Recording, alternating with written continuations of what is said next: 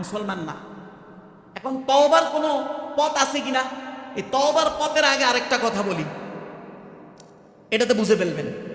যদি ইসলামী রাষ্ট্র থাকতো, অর্থাৎ মুহাম্মদুর রাসূলুল্লাহর কাঠামোর উপরে যদি রাষ্ট্র ব্যবস্থা থাকতো, তাহলে এই কাজের, এই অপরাধের বিচারটা কি এটা একটু শুনেন।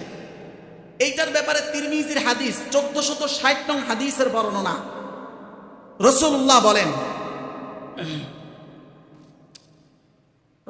বলেন হাদ্দুস সাহিরি, হদ মানে হলো বিচার। আল্লাহর নবী বলেন একজন জাদু বান্টনাকারীর বিচার হলো হাদ্দুস সাহিরি দরবাতুন বিসাইফ। তার বিচার আল্লাহর নবীর পক্ষ থেকে একটা, কয়টা? সেটা হলো তার মৃত্যুদণ্ড। সবাই বলেন সেটা কি? মৃত্যুদণ্ড। এবং এটা কেমন মৃত্যুদণ্ড?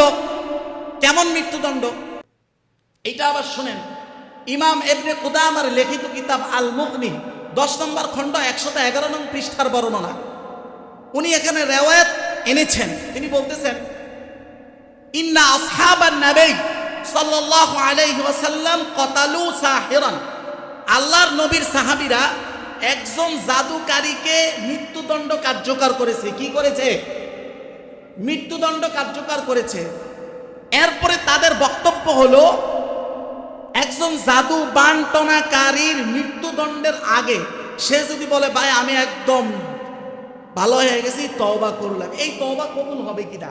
এখানে বলা হচ্ছে ফায়ুক্তালু, তাকে মৃত্যুদণ্ডই দেওয়া হবে, ওয়ালা তুকবালু তাওবাতুহু, তার তওবাও এখানে কবুল হবে না। বলেন না নাউজুবিল্লাহ।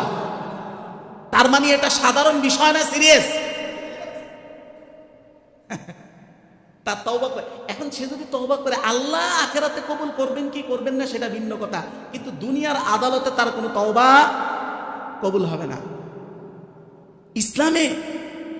ইসলামে আপনার এইরকম 1 থেকে 2টা শাস্তি, 2টা অপরাধ এমন আছে যেগুলো তওবা করলেও কবুল হয় না।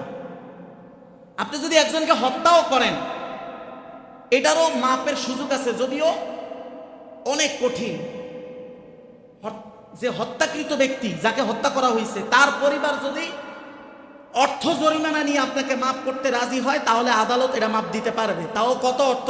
ওই অর্থ আমাদের ম্যাক্সিমামের নাই, কয়েক কোটি টাকা জরিমানা দেওয়ার পরে, দেওয়ার আগে না কিন্তু। এরা যদি বলে এটা মাফ করে দিছি, এই মাফ করার এখতিয়ার তার নাই। কিন্তু দেখেন, তাও তো মাফ করার একটা সুযোগ আছে না নাই?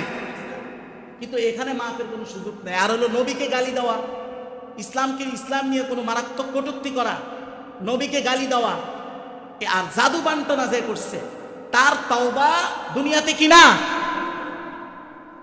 চিন্তা করেন আপনি। এখন তো আমরা যেহেতু সেকুলার কাঠামোর উপরে আছি, সেকুলার কাঠামোতে তো আর অশরীয় জিনিসের কোনো স্বীকৃতিই নাই। তাহলে আবার আইন আসবো করতে, আর বিচার আসবো থেকে, সেই হিসাবে নাই। তবে দুনিয়াতে বিচার হোক আর না হোক, এক জায়গায় বিচার হবে। সেটা কোন জায়গা? আখিরাত। সবাই বলেন সেটা কোন জায়গা? আখিরাত। ভয়াবহ বিচার হবে, ভয়াবহ বিচার হবে।